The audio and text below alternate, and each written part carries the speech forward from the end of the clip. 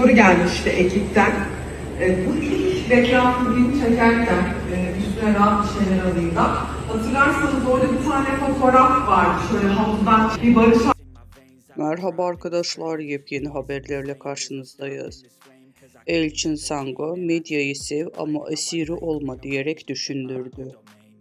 Güçlü metaforlardan oluşan kısa filmde medyanın gerçeklik algısına nasıl çarpılabileceğini gözler önüne seriyor.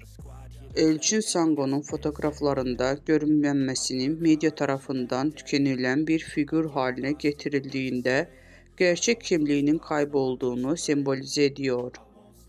Medyaya esir olamam uyarısı insanlarda medya tüketiminde bilinçli olmalarını hatırlatıyor.